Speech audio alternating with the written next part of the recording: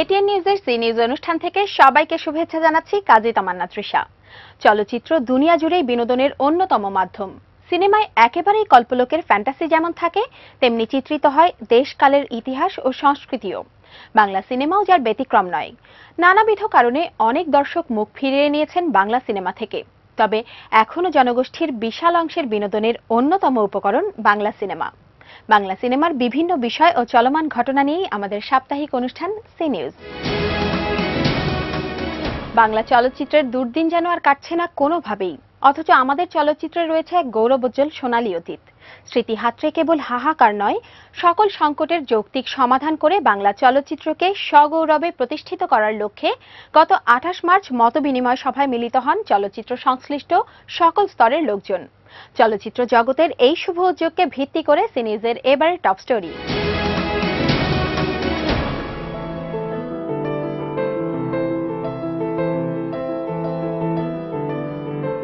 বাংলা চলচ্চিত্রের হারানো গৌরব ফিরিয়ে আনতে নায়ক প্রযোজক এম এ জলিল অনন্তর অনুরোধে চলচ্চিত্র পরিবারের সকলকে নিয়ে মতবিনিময় সভার আহ্বান করেন নায়করাজ রাজ্জাক, অ্যাকশন হিরো সোহেল রানা ও মেগাস্টার উজ্জ্বল। প্রযোজক, পরিবেশক, পরিচালক, শিল্পী, কলাকুশলী, সমালোচক সহ চলচ্চিত্র সংশ্লিষ্ট অনেকেই উপস্থিত ছিলেন সভায়।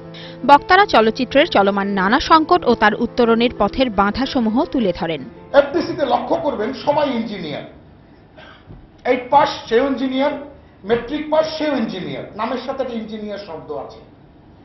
আমি এমন ইঞ্জিনিয়ারও দেখেছি আগে গেটে গার্ড ছিল, পরে সে সাউন্ড ইঞ্জিনিয়ার হয়ে গেছে। আবার সেই সাউন্ডের ইঞ্জিনিয়ার কয়েকদিন পর ল্যাবে যায়, সেখানেও সে ইঞ্জিনিয়ার। এই যে ইঞ্জিনিয়ারের একটা যন্ত্রণা এফডিসিতে, এদের কারণে আজকে টেকনিক্যালি আমরা এত নিচে নেমে আছি। এরা কিচ্ছু জানে না, কিচ্ছু জানে না এরা, এবং ভালো ভালো নতুন মেশিনগুলোকে আরো গুটিয়ে গুটিয়ে নষ্ট করে, দোষ দেয় মেশিনের। একটা রক এন্ড রোল মেশিন সারা পৃথিবীতে 20 বছর without any kind of major problem চলছে, কিন্তু আমাদের এখানে আসতে না আসতে সেটা নষ্ট হয়ে যায়। টেলিসিনি মেশিন, ডেব্রি, ডিক্সি সারা পৃথিবী ব্যবহার করছে, আমাদের এখানে এসে নষ্ট হয়ে যায়। চলচ্চিত্রের এই রুগ্ন দশার জন্য এফডিসির সরকারি কর্মকর্তাদের দায়ী করেন কেউ কেউ। সরকারকে দায়ী করছে না, সরকার সচেষ্ট, পাচ্ছে না, কিন্তু একটু ইচ্ছে করলেই পারে। ভারতে কিন্তু পাইরেসি বন্ধ হয়নি, ভারতে কিন্তু পাইরেসি বন্ধ, পৃথিবীর কোথাও পাইরেসি বন্ধ হয়নি, পারবেন না। সেগুলো অনেক ব্যাখ্যার প্রয়োজন আছে। তবে হ্যাঁ, স্ট্রং হতে পারবেন। 6 মাস 3 মাস পরে রিলিজ করবেন যে আমার ছবির মুক্তি 3 মাস পরে তোরা বের কর, 6 মাস পরে তোরা বের কর। তো পাইরেসি ঘরে, আপনার ঘরে চুলো নেই, আপনি চাল ডাল নিয়ে লাফালাফি করছেন। আগে চলচ্চিত্র ধ্বংসের পথে, আর্টিস্ট নাই, টেকনিশিয়ান নাই, এ কি? একটা কাজ করেন, নেতৃত্ব দেন, ঐক্যবদ্ধ দেন, ঐক্যবদ্ধভাবে দেন, প্লিজ বিভাজন হবেন না, বিভেদ সৃষ্টি করবেন না। তবে বেশিরভাগ বক্তার কথাই ফিরে ফিরে এসেছে পাইরেসি সমস্যার কথা। নায়ক শাকিব খান সকলের প্রতি আহ্বান জানান আন্দোলনে নামার। অনেকে একটি কথা বলে থাকেন যে না, আন্দোলন করা যাবে না, সরকারের ভাবমূর্তি নষ্ট হবে, কিন্তু আমি তাদেরকে বলতে চাই না, আমরা সরকারের ভাবমূর্তি নষ্ট করার জন্য রাজপথে নামছি না, আমরা আমাদের পেট বাঁচানোর জন্য মাঠে নামছি, আমরা আমাদের অস্তিত্ব রক্ষার জন্য মাঠে নামতে চাই, পথে নামতে চাই। চলচ্চিত্র পরিবারের লোকজনের এমন একটি শুভ উদ্যোগে সবাই আশাবাদী।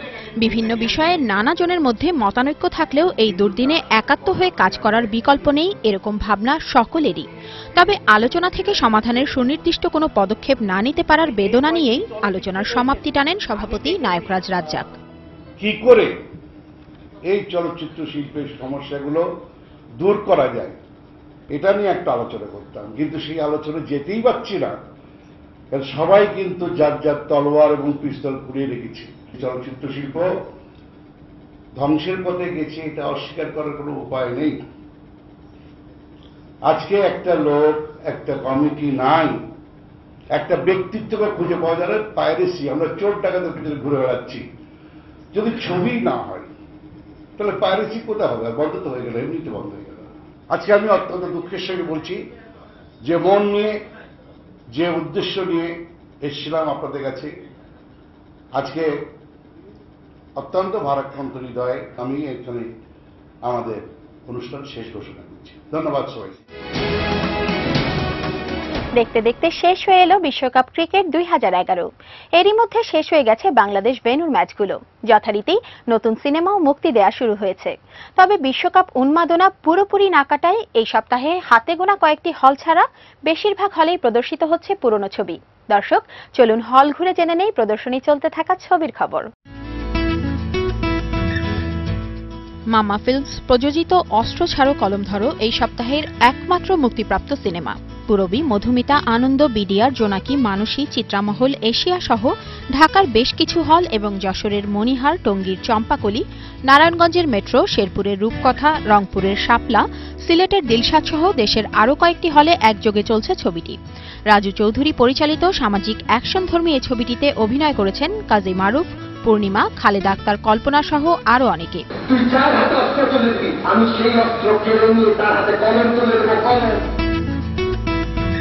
এছাড়া গাবতলীর পর্বত হলে চলছে পিএ কাজল পরিচালিত চাচ্চু আমার চাচ্চু। এই ছবিতে অভিনয় করেছেন রাজ্জাক, সুচরিতা, শাকিব খান, অপু বিশ্বাস, মিজু আহমেদ, শিশুশিল্পী দিঘি সহ আরও অনেকে। রায়ের বাজারের মুক্তি সিনেমা হলে চলছে আমার প্রাণের স্বামী। পিএ কাজল পরিচালিত এ ছবির নায়ক শাকিব খান, আর নায়িকা হিসেবে শাবনূরের পাশাপাশি আছেন নিপুণ।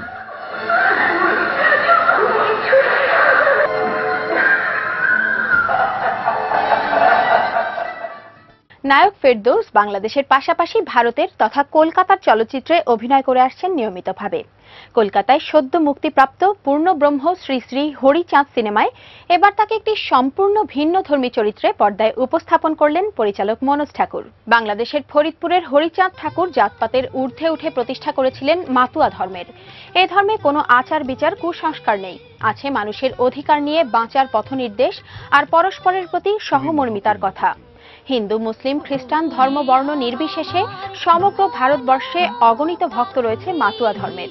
সেই প্রেক্ষাপটে নির্মিত পূর্ণব্রহ্ম শ্রী শ্রী হরিচাঁদ ছবিতে স্বয়ং হরিচাঁদের ভূমিকায় অভিনয় করেছেন আমাদের ফেরদৌস। চরিত্র পবিত্র রেখে সত্য বলা চায়। পূর্ণব্রহ্ম শ্রী শ্রী হরিচাঁদ ছবিটি নিয়মিত প্রদর্শিত হচ্ছে কলকাতার নন্দন 2 প্রেক্ষাগৃহে। ইয়াহিয়া খান জাতীয় পরিষদের অধিবেশন বন্ধ করে দিয়েছে। পশ্চিম পাকিস্তান বাঙালিদের ক্ষমতায় যেতে দিবে না। আজকেও মিছিল আছে, যাবি তোরা? যাবো। আগামীকাল শুক্রবার থেকে হলে মুক্তি পাচ্ছে মোর্শেদুল ইসলাম পরিচালিত আমার বন্ধু রাশেদ। কেন? এটা স্বাধীন বাংলার ম্যাপ। সত্যি সত্যি স্বাধীন বাংলা হয়ে যাবে? হ্যাঁ। তাহলে উর্দু ক্লাস আর শুরু করে পড়তে হবে না? এক কুত্তা মাটি মে লেটা হে। একদল কিশোরের মুক্তিযুদ্ধের ঘটনা নিয়ে আমার বন্ধু রাশেদ ছবির কাহিনী লিখেছেন মোহাম্মদ জাফর ইকবাল।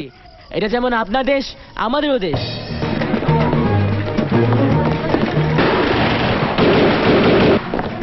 একটা মফস্বল শহরে মুক্তিযুদ্ধ যখন শুরু হয়, আমরা দেখি যে ক্লাস 8-এ পড়া একটি ছেলে, রাশেদুর নাম, সে একটু রাজনীতি সচেতন থাকে এবং তার প্রভাবেই অন্য ছেলেগুলো মুক্তিযুদ্ধে অংশ নেয় এবং তারা এক পর্যায়ে বেশ সক্রিয়ভাবে অংশ নেয় এবং ছবির শেষ পর্যায়ে দেখা যায় যে এই রাশেদ ছেলেটাকে মেরে ফেলা হয়, রাজাকাররা তাকে মেরে ফেলে।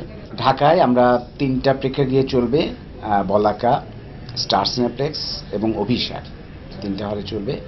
এছাড়া খুলনায় সঙ্গীতা, রাজশাহীতে রাজতিলক এবং দিনাজপুরে মডার্ন সিনেমা হলে আমাদের ছবিটা 1 এপ্রিল থেকে চলবে। সুস্থ যে কোনো দর্শকের তার আবেগকে ছুঁয়ে যাবে এই ছবিটা। দর্শক, আপনারা দেখছেন বাংলা চলচ্চিত্র নিয়ে এটিএন নিউজের সাপ্তাহিক অনুষ্ঠান সি নিউজ। অনুষ্ঠানের এ পর্যায়ে নিচ্ছি ছোট্ট একটা বিরতি। বিরতির পর দেখবেন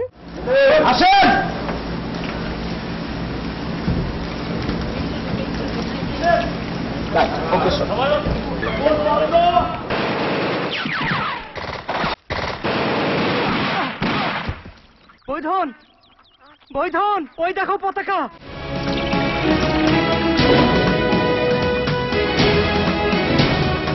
বিরতির পর আবারও সবাইকে স্বাগত জানাচ্ছি বাংলা সিনেমা নিয়ে আমাদের সাপ্তাহিক আয়োজন সি নিউজ অনুষ্ঠানে। শিল্পী সংকট, প্রয়োজনীয় যন্ত্রপাতির স্বল্পতা সহ বহুবিধ সমস্যা থাকলেও থেমে নেই নতুন নতুন চলচ্চিত্র তৈরির উদ্যোগ। দর্শক, শুটিং চলতে থাকা ছবির খবর জানতে চলুন ঘুরে আসি লোকেশন থেকে।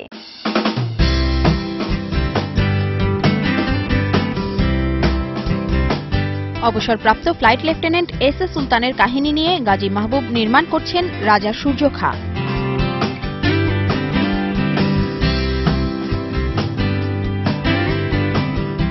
রাজা প্রজা সৈন্য সামন্ত সহ অসংখ্য শিল্পের সমন্বয় ও সেট পোশাকের বিশাল আয়োজন করা হয়েছে সময়ের ব্যয়বহুল এই ছবিতে।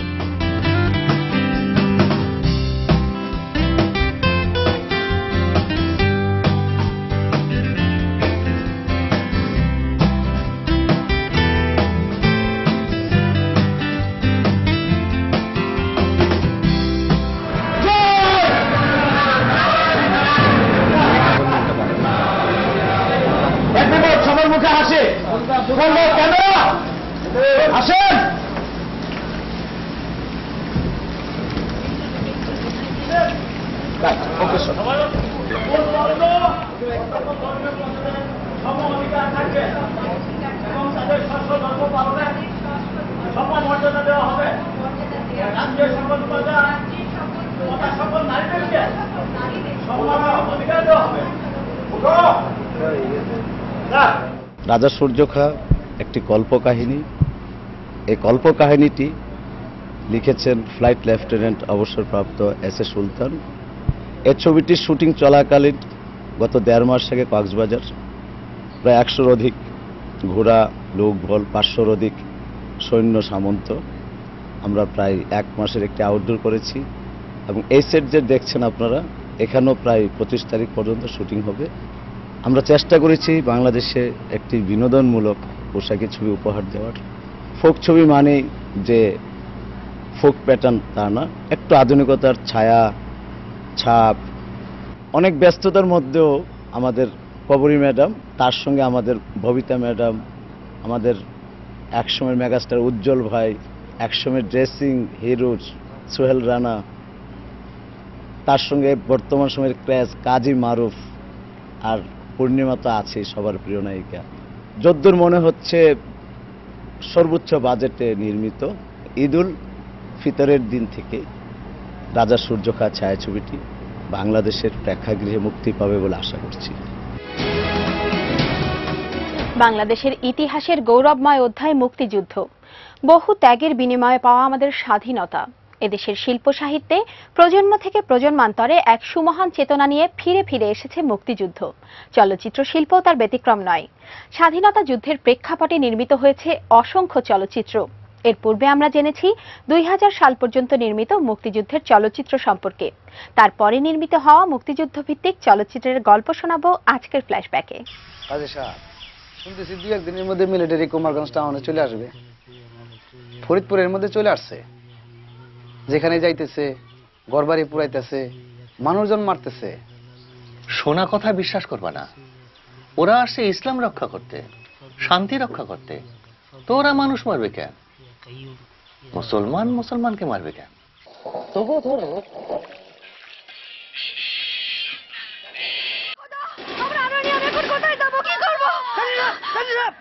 জল শিগগির বাইরে আসেন, মিলিটারি এসে গেছে, শিগগির আসেন, জলদি আসেন, আমাকে পালাইতে হবে। চলো জঙ্গলে পালাইতেছে, শিগগির চলো, ভয় লাগে আমার আরের মুখের দিকে তাকায়, তুমি চলো। আমি যাব না, তোমরা যাও, বাড়ি থাকতে থাকা লাগে।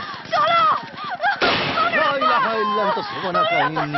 2002 সালে মুক্তিযুদ্ধের পটভূমিতে তারেক মাসুদ নির্মাণ করেন মাটির ময়না। গ্রাম পর্যায়ে মুক্তিযুদ্ধের প্রেক্ষাপট বেশি গুরুত্ব পেয়েছে ছবিটিতে।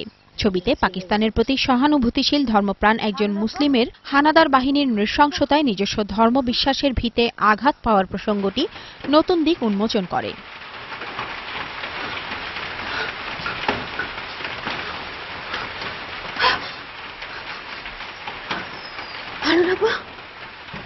সারাত কোথায় ছিল? কিভাবে ছিল? কিছু হয় নাই তো তোমার? আমার কিতাব, আমার ঘর, আমার বাড়ি। আব্বা চলো, এখান থেকে চলো। তাকায় দেখো তোমার মুসলমান ভাইরা ঘর বাড়ি বেড়া পড়তা কেমন চিতার মতো জ্বালায় দিয়া গেছে। लेंस नायक हैदर का घर कहाँ है? वो लोग काफी आर्म्स लेकर भाग गया। जानी ना, जला दो सारे गांव। 2004 সালে আমজাদ হোসেনের কাহিনী নিয়ে তৌকির আহমেদ নির্মাণ করেন জয়যাত্রা। নৌযাত্রায় নিরাপদ দূরত্বে সরে যেতে থাকা একদল মানুষের যাত্রাপথ ধরে মুক্তিযুদ্ধকে উপস্থাপন করা হয়েছে এই ছবিতে। মিলিটারি সবাই পাটাতনে এসে লুকাও, একটু শব্দ করলে কিন্তু মরণ হইব।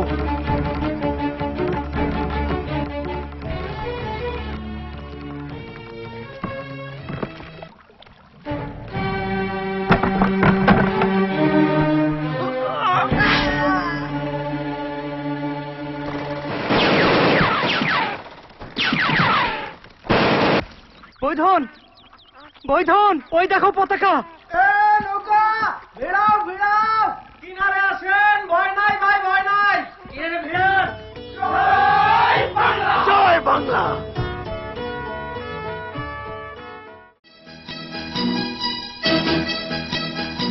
আমার দিদিমারে দেখে রাখবেন, মিলিটারি নীলগঞ্জ চলে আসছে।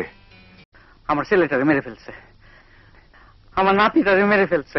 হুমায়ুন আহমেদ নির্মাণ করেন শ্যামল ছায়া। এই ছবিতেও দেখা যায় ভিন্ন ভিন্ন অবস্থান ও ধর্মের একদল লোকের নৌযাত্রায় নিরাপদ আশ্রয়ে পৌঁছার চেষ্টা। একজন মাওলানা সহ যাত্রীদের চরিত্রের আলাদা আলাদা ঢঙের মধ্য দিয়ে বিভিন্ন অবস্থানের মানুষের মুক্তিযুদ্ধ ভাবনাকে পরিচালক উপস্থাপন করেছেন যথেষ্ট সৃজনশীলতার সঙ্গে। চলতি পথে ঘটনার প্রবাহে প্রত্যক্ষ মুক্তিযুদ্ধ যুক্ত হয় এই নৌযাত্রার কাহিনীতে। হ্যালো আলতাশিচি, হ্যালো বললাম, হ্যালো।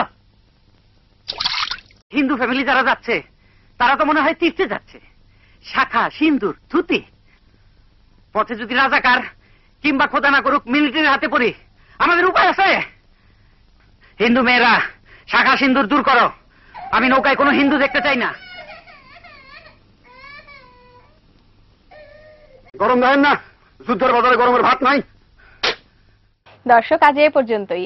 আবার দেখা হবে আগামী বৃহস্পতিবার।